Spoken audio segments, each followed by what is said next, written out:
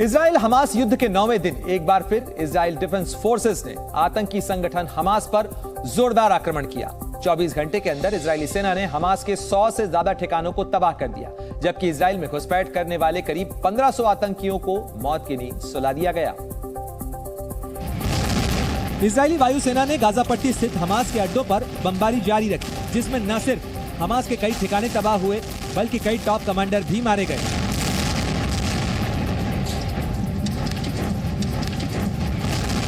Israeli फौज ने दावा किया कि उसने एयर स्ट्राइक कर हमास कमांडर बिलाल अल कैदरा को जहन्नुम पहुंचा दिया।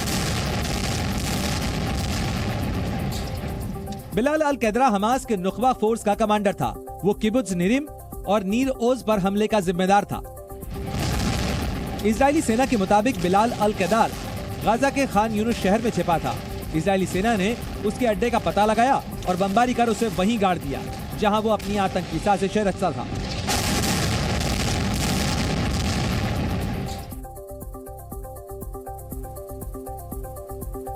इजरायली डिफेंस फोर्सेस ने गाजा के जायतुन अल फुरकान और पश्चिम जबालिया स्थित हमास के कई सैन्य ठिकानों पर भी जमकर बमबारी की। इन हमलों की वजह से हमास के आतंकी नेटवर्क को तगड़ा नुकसान हुआ है।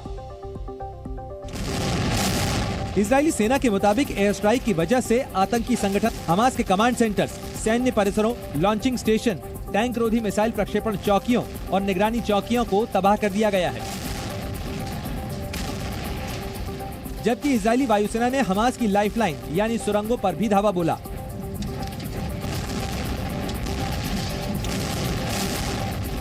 इजराइल ने हमास के आतंकियों को बिल से बाहर निकालने के लिए जमकर बम बरसाए और जैसे ही आतंकी सुरंग से बाहर आए, उनका काम तमाम कर दिया। इजरायली डिफेंस फोर्सेस हमास की सुरंगों को पूरी तरह तबाह कर देना चाहती हैं, लेकिन हवाई हमलों में ऐसा कर पाना नामुमकिन है। सेना युद्ध के अगले चरण की ओर बढ़ने की तैयारी में नजर आई। इजराइल की फौज आसमान के साथ साथ जमीन और समंदर पर भी हमले की तैयारी को अंजाम देने के लिए मुस्तैद दिखाई दे रही है।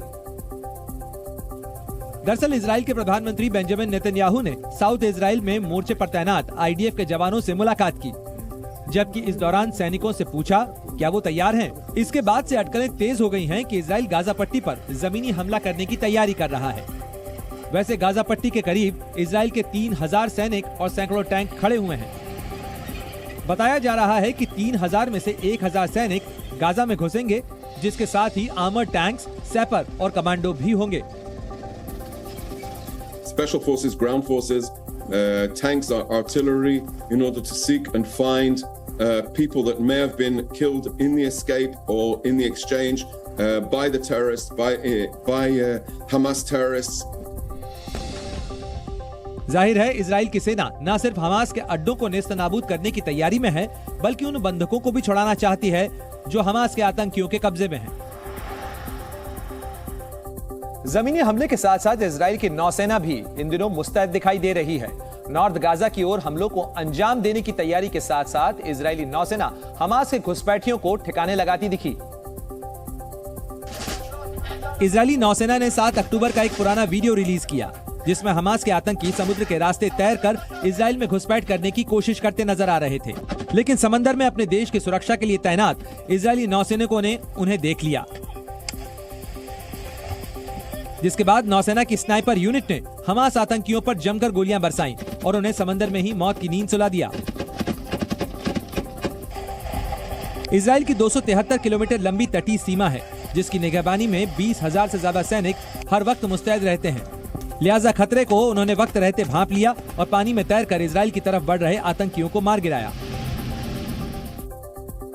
इजराइल की सेना हमास का अंत कर देना चाहती है। हमास के कई टॉप कमांडर अब तक मारे जा चुके हैं, लेकिन ईरान और फिलिस्तीन समर्थित इस आतंकी संगठन को तब तक पूरी तरह तबाह नहीं किया जा सकता जब तक याह्या सिनवर जिंदा है। दरअसल इजराइल पर 7 अक्टूबर को किए गए रॉकेट हमले के पीछे याह्या सिनवर का ही दिमाग था। वो याह्या सिनवर ही था जिसने इजराइल पर आतंकी हमले करवाने के लिए लोगों को बंधक बनाने का प्लान बनाया। लिहाजा इजराइल ने हमास कमांडर याह्या सिनवार को मारने की कसम खाई है। इजराइल ने हमास कमांडर याह्या सिनवार को फलस्तीन का ओसामा बिन लादेन बताते हुए उसे अपना मेन टारगेट बनाया है। तो शायद यही वजह है कि इजराइल गाजा में घुसकर ग्राउंड अटैक की तैयारी कर रहा है, जबकि आसमान और समंदर से गाजा पर लगातार वार किए जा रहे हैं।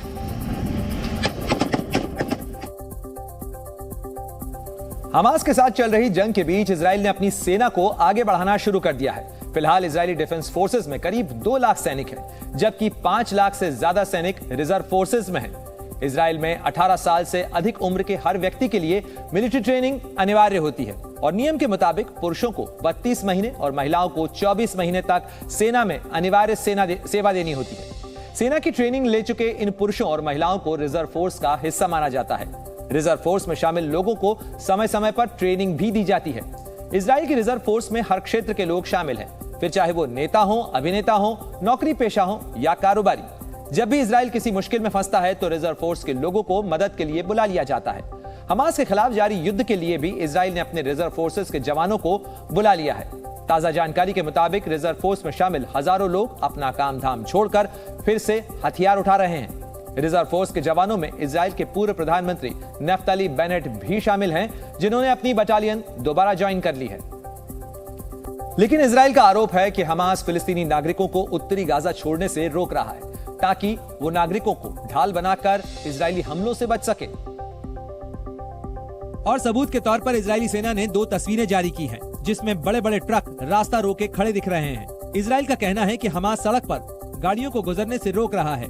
गाजा के निवासियों के लिए सेंट्रल रोड पर चलने में मुश्किल पैदा कर रहा है। You can see the line of civilian vehicles trying to go from north to south, being blocked by 2 other vehicles. And that corresponds with intelligence and information we have from various sources that Hamas is indeed actively preventing civilians from leaving the south. Israel ने एक और तस्वीर जारी की है, जिसमें गाड़ियों का काफिला उत्तरी गाजा से दक्षिणी गाजा की ओर बढ़ता दिखाई दे रहा है। फिलिस्तीन का आरोप है कि इजराइल ने उत्तरी गाजा में पलायन कर रहे नागरिकों पर बमबारी की है। इस आरोप को इजराइल ने बेबुनियाद करार दिया है और दावा किया कि इजरायली सेना नागरिकों पर हमले नहीं करती। इजराइल ने इस आरोप को हमास का दुष्प्रचार बताया और कहा कि वीडियो में नागरिकों पर हमला हवाई नहीं बल्कि आईईडी ब्लास्ट का नजर आ रहा है। What I am able to say with confidence, because we have asked, is that the IDF did not purposely strike in that area. There was no targeting of vehicles, there was no targeting of civilians, specifically because we don't target civilians anyhow. Israel के अखबार यरूशलेम post के मुताबिक फिलिस्तीनी स्वास्थ्य मंत्रालय के मुताबिक शनिवार को इजराइल के हमलों में गाजा पट्टी में 300 फिलिस्तीनी नागरिक मारे गए, जिसमें ज्यादातर महिलाएं और बच्चे हैं। उत्तरी गाजा से लोग दक्षिणी गाजा जा रहे हैं, लेकिन वहां भी इजराइल के हवाई हमले लगातार जारी हैं। बीती रात इजराइल ने दक्षिणी गाजा के खान यूनुस इलाके में हवाई बमबारी की, जिसमें कई लोग मारे गए और घायल हो गए। पूरी बिल्डिंग मलबे के ढेर में तब्दील हो गई। मलबे के ढेर के नीचे से शवों को निकाला गया। दक्षिणी गाजा के खान यूनुस इलाके में हजारों फलस्तीनी उत्तर गाजा से भागकर आए हुए हैं। गाजा में इजराइल के हवाई हमले में एक बिल्डिंग पूरी तरह से तबाह हो गई। जहां इजराइल की मिसाइल गिरी, वहां मलबे के ढेर के सिवा कुछ भी नहीं बचा। ये पता नहीं चल पाया कि शनिवार को हुए हमले में कितनी मौतें हुई, लेकिन गाजा हेल्थ मिनिस्ट्री का दावा है कि गाजा में इजरायली हमले में अब तक 2200 लोग मारे जा चुके हैं, जिनमें 724 बच्चे और 458 महिलाएं शामिल हैं। दक्षिणी गाजा के खान यूनिस इलाके के अंदर मौजूद गाजा के दूसरे सबसे बड़े अस्पताल की हालत बेहद नाजुक बताई जा रही है। बिजली बंद होने के बाद वहां पर ईंधन की मदद से फिलहाल मशीनें चलाई जा रही हैं और डॉक्टर्स का कहना है कि सोमवार तक ईंधन खत्म हो जाएगा, तब बड़ी संख्या में गंभीर मरीजों की मौत हो सकती है। We don't have any medical aid coming from outside. The border is closed. The electricity is off. Nasir अस्पताल में पिछले 8 महीनों में सैकड़ों घायल लोगों को लाया गया। इनमें से कई की हालत गंभीर है। आईसीयू के कमरे पूरी तरह से भरे हुए हैं। ज्यादातर 3 साल से कम के बच्चे इनमें भर्ती हैं। उधर उत्तरी इजराइल में लेबनान इजराइल बॉर्डर पर भी तनाव बढ़ गया है। लेबनान में हिजबुल्ला और इजरायली सैनिकों के बीच लगातार हमले हो रहे हैं और ऐसा ही एक हमला इजरायली सेना ने भी किया, जिसमें लेबनान की सीमा के पार मौजूद एक बिल्डिंग को तबाह कर दिया। इस वीडियो को इजरायली सेना ने जारी किया है। इजराइल का दावा है कि हिजबुल्ला ने एंटी टैंक मिसाइल फायर की थी, ये उसी का जवाब है। इसके अलावा इजराइल ने टैंकों में लेबनान सीमा पर मौजूद गांव पर टैंकों से गोलाबारी की। इस हमले में एक पति पत्नी की मौत हो गई। इजराइल की शेलिंग में घर तबाह हो गया। तोप के गोलों ने दीवार में बड़े बड़े छेद कर दिए। हिजबुल्लाह का दावा है कि उसने जवाब में इजरायली टैंकों पर हमले किए।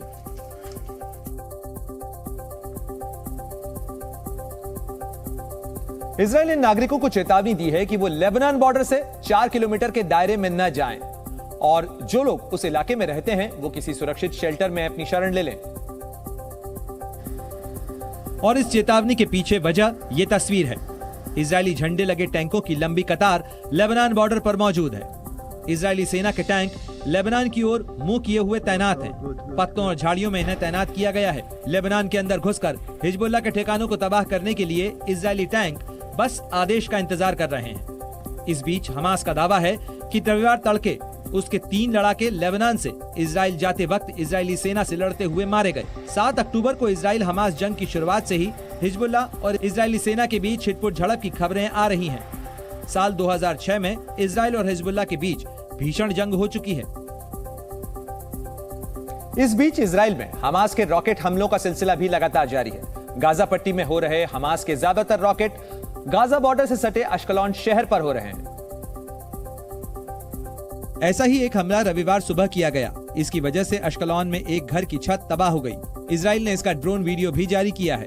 वहीं इजराइल के सदेरोत शहर पर भी हमास ने मिसाइल से हमला किया, जिसके बाद हमले वाली जगह पर आग लग गई।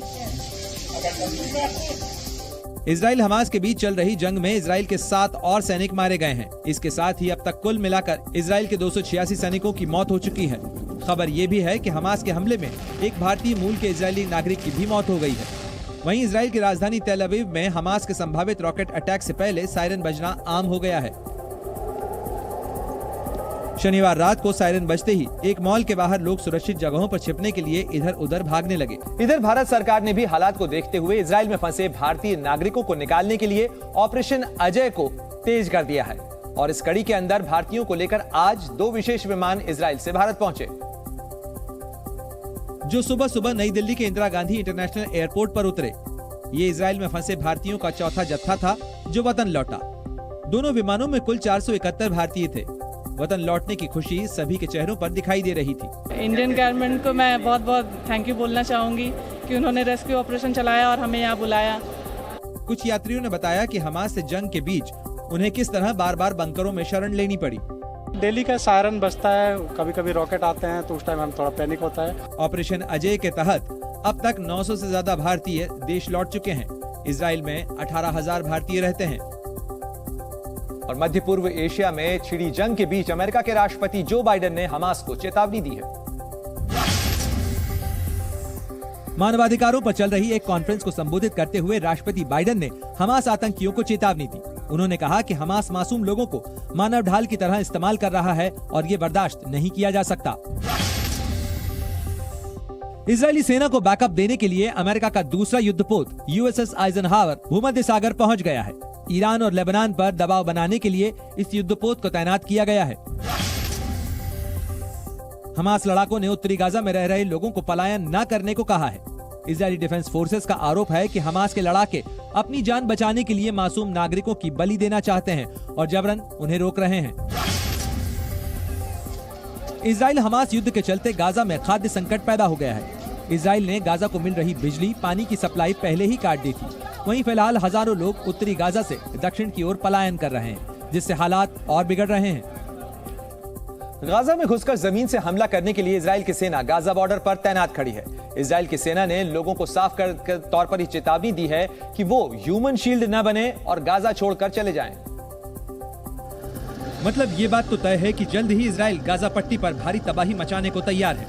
इजराइल ने उत्तरी गाजा पट्टी को खाली करने का जो अल्टीमेटम दिया था वो खत्म होने वाला है और इससे पहले इजरायली डिफेंस फोर्सेज ने गाजा बॉर्डर पर सैनिकों और टैंकों की तैनाती बढ़ा दी है। मैं ये तस्वीरें दिखा रहा हूँ, भयंकर यहाँ पर मूवमेंट है बख्तरबंद गाड़ियों का, जो कि इस वक्त इजराइल में गाजा बॉर्डर पर तैनाती बढ़ाई जा रही है। गाजा बॉर्डर से जो ताजा तस्वीरें सामने आई हैं, उसमें इजराइल के टैंक वहां बारूद बरसाने को तैयार दिखे और टैंकों की चहलकदमी से पूरे इलाके में धूल और धुएं का गुबार छा गया।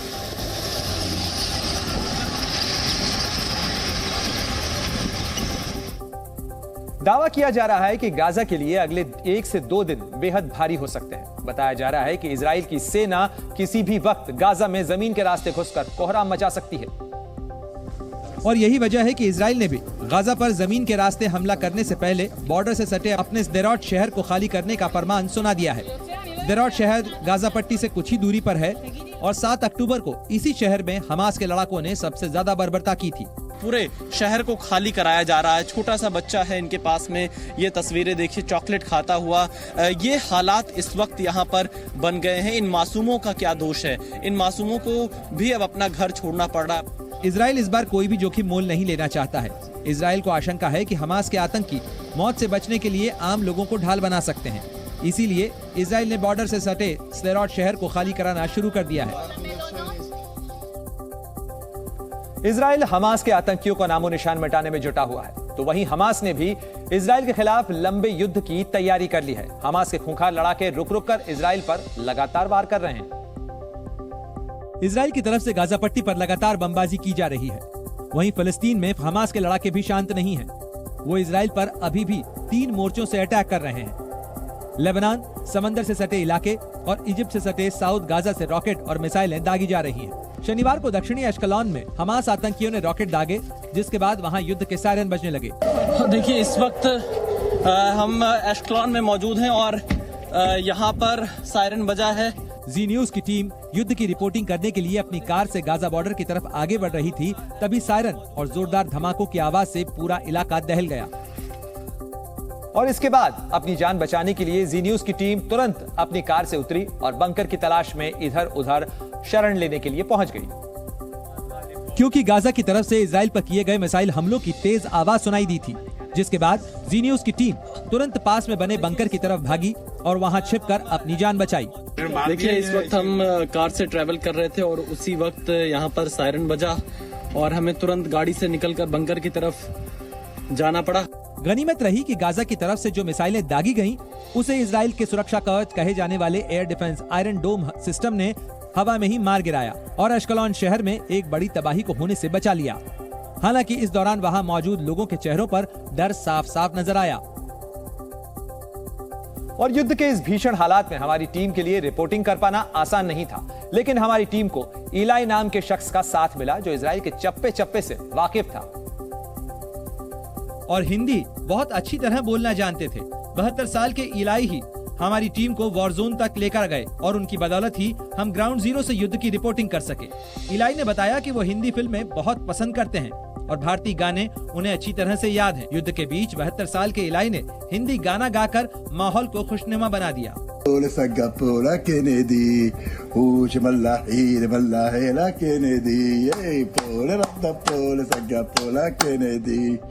बोल राधा बोल संगम होगा कि नहीं। How many times you have seen this movie? Oh, 6 years ago. So how many times? 5 times. Oh, 5 times. 5 times. You love this movie. Not only I love, all Israel love it. इलाई ने दावा किया कि हिंदुस्तान, हिंदुस्तानी लोग और हिंदुस्तान की हिंदी फिल्में Israel के लोगों के दिलों पर राज करती हैं। इजरायली नागरिक इलाई के साथ बातचीत आगे बढ़ पाती तभी वहां हमले के सायरन बजने लगे और इसके बाद इलाई हमारी टीम को तुरंत बंकर की तरफ ले गए, जिसके बाद जी न्यूज की टीम ने बंकर में छिपकर अपनी जान बचाई। देखिए सायरन बजा है यहाँ पर। इस वक्त मैं बातचीत कर रहा था, तुरंत हमें बंकर की तरफ जाना पड़ेगा।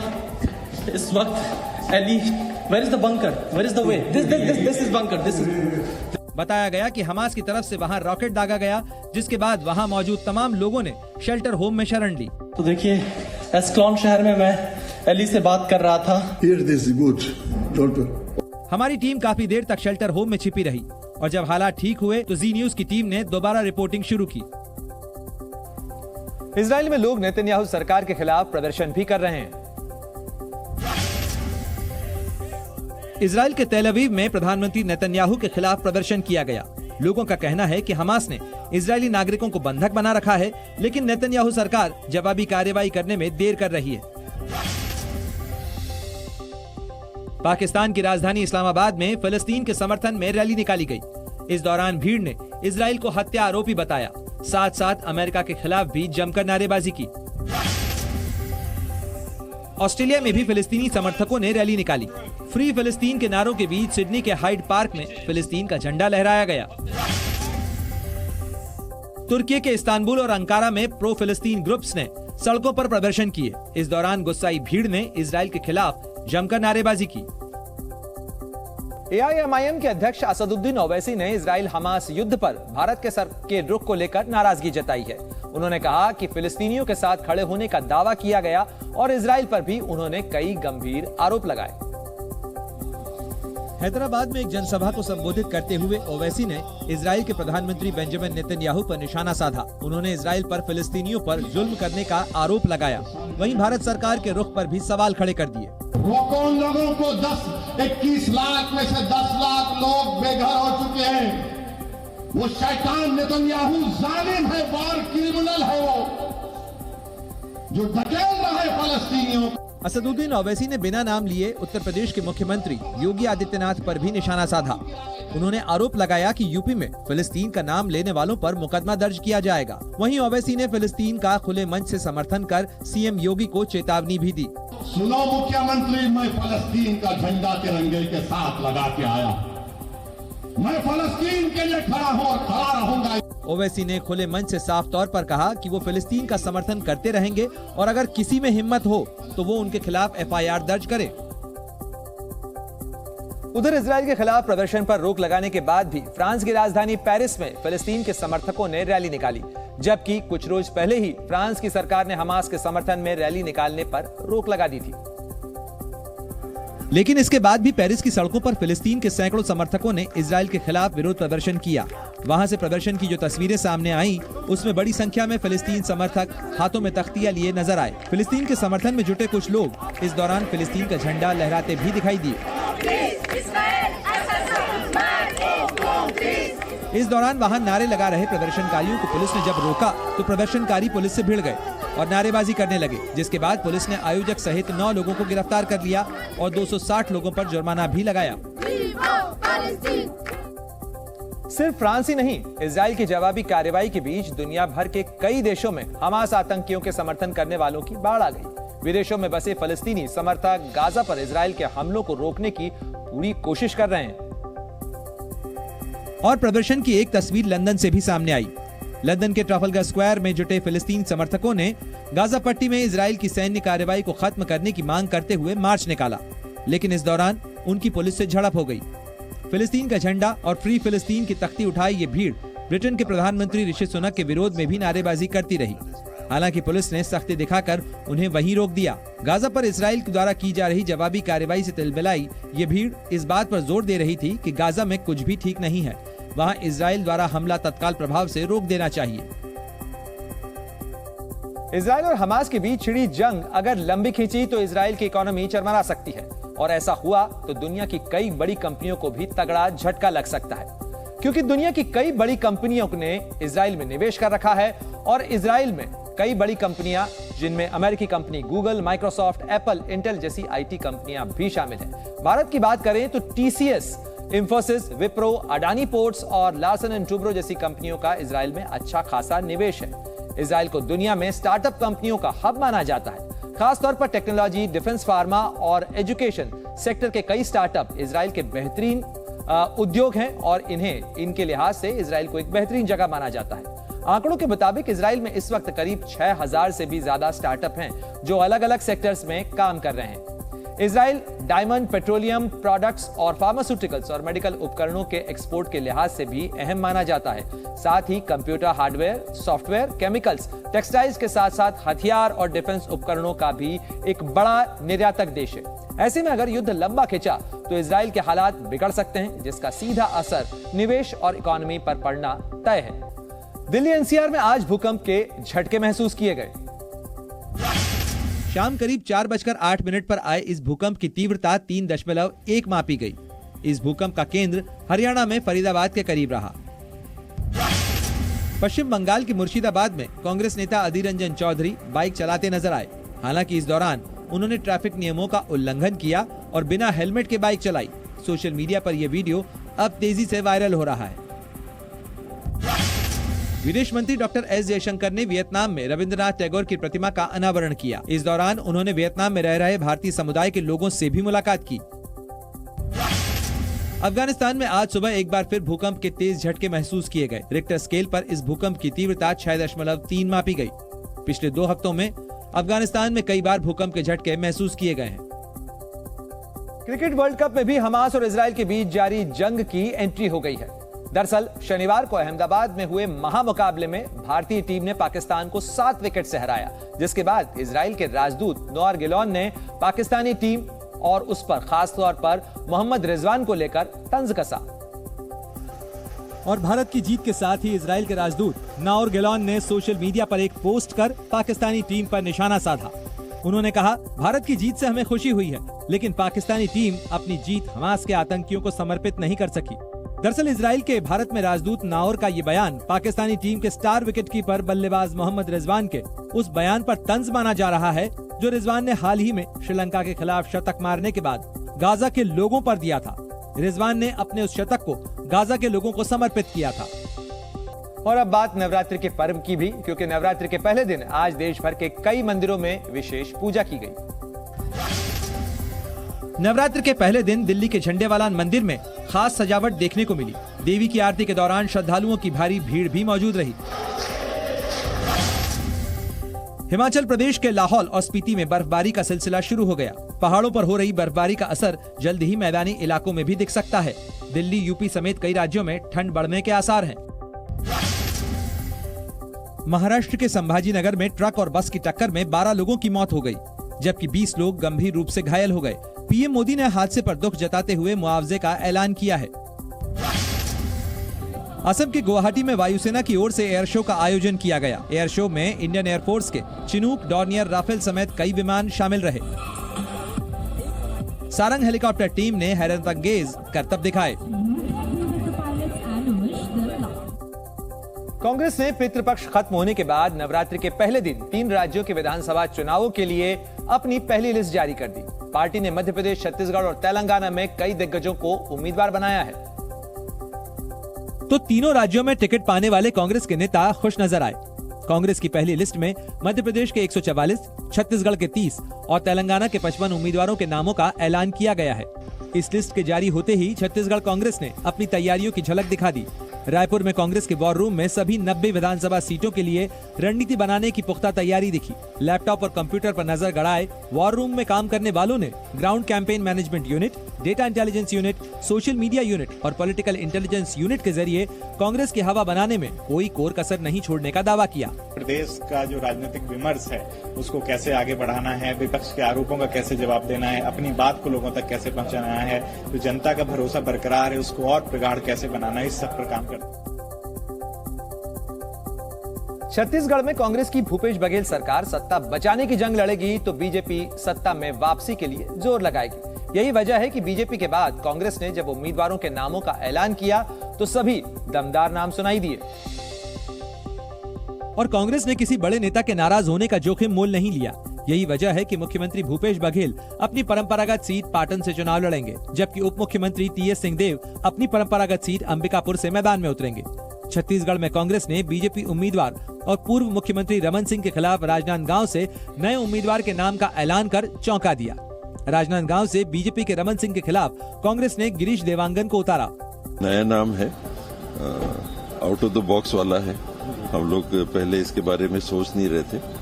कांग्रेस इस फैसले को मास्टर स्ट्रोक बताने की कोशिश करे, लेकिन बीजेपी इससे बेपरवाह दिखी। भारतीय जनता पार्टी को चुनाव जीतना है, कांग्रेस के खिलाफ लड़ना है। प्रत्याशी कोई हो, गिरीश देवांगन आए और कोई भी आए, कोई फर्क नहीं पड़ता। बीजेपी छत्तीसगढ़ में कांग्रेस से सत्ता छीनने के लिए चुनावी जंग लड़ेगी तो मध्य प्रदेश में उसका ठीक उल्टा होगा। वहां कांग्रेस का मकसद बीजेपी को सत्ता से बाहर कर अपनी पार्टी में टूट और पुरानी हार का बदला लेना है। मध्य प्रदेश में 17 नवंबर को वोटिंग होनी है। और इसके लिए जब कांग्रेस की 144 उम्मीदवारों वाली पहली लिस्ट आई तो इस लिस्ट में हाई प्रोफाइल चेहरों के होने के बावजूद कई सीनियर नेताओं के टिकट कट गए। जानकारी के मुताबिक कांग्रेस के 69 मौजूदा विधायकों को टिकट नहीं दिए गए। 144 नामों में ओबीसी वर्ग के 39 प्रत्याशी हैं। जबकि अनुसूचित जाति वर्ग के 22 और अनुसूचित जनजाति वर्ग के 30 उम्मीदवारों को टिकट दिया गया है। मध्य प्रदेश की पहली लिस्ट में कांग्रेस ने 19 महिलाओं को प्रत्याशी बनाया है। लिस्ट हमने जारी करी है, उसमें 65 ऐसे हमारे उम्मीदवार हैं जिनकी उम्र 50 से कम है। 19 महिलाएं जो हमने कहा था हमने किया है। पहली लिस्ट जारी होने के बाद कांग्रेस उत्साहित दिखी तो बीजेपी उस पर तंज कसती नजर आई। मेरे ख्याल 44 भी नहीं जीत पाएंगे इसमें, बड़ी मुश्किल से, सब फ्यूज बल्ब है। कांग्रेस ने इस बार मध्य प्रदेश की जो लिस्ट जारी की है उसमें बीजेपी को कड़ी टक्कर देने की कोशिश नजर आ रही है। जिन कंधों पर पूरे राज्य में प्रचार की जिम्मेदारी होगी उन्हें उनके मजबूत गढ़ से ही टिकट दिया गया है। इसीलिए कांग्रेस का किला कहलाने वाली छिंदवाड़ा की परंपरागत सीट से कमलनाथ ताल ठोकेंगे। कमलनाथ अपनी जीत को लेकर आश्वस्त नजर आए, लेकिन कमलनाथ के नाम का ऐलान होते ही बीजेपी ने 1984 के सिख दंगों के आरोपों का मुद्दा उठाया और कांग्रेस को घेरने की कोशिश की। सिखों के आग लगाने वाले लोगों को टिकट देकर भारत को जोड़ा जा सकता है क्या? ऐसे लोग जो भारत को आग लगाने का काम करते थे, राहुल गांधी, आज तुमने अपने ये साबित कर दिया कि तुम्हारे खून के अंदर आगजनी थी, कत्लेआम था और वही नफरत है सिखों के प्रति जो तुम्हारे पूरे परिवार के अंदर। कांग्रेस ने मुख्यमंत्री शिवराज सिंह चौहान के खिलाफ बुधनी से विक्रम मस्ताल को उतारा जो टीवी आर्टिस्ट हैं। इसी तरह भोपाल के आरिफ मसूद तो इंदौर 1 से कैलाश विजयवर्गीय के सामने संजय शुक्ला को चुनावी अखाड़े में उतारा गया। दतिया से नरोत्तम मिश्रा के खिलाफ कांग्रेस ने अवधेश नायक को चुनाव का टिकट दिया है। कांग्रेस ने इस बार राज्य में ओबीसी को 27% आरक्षण देने का वादा किया है, जिसे वो सामाजिक न्याय बताती दिखी। जी न्यूज़।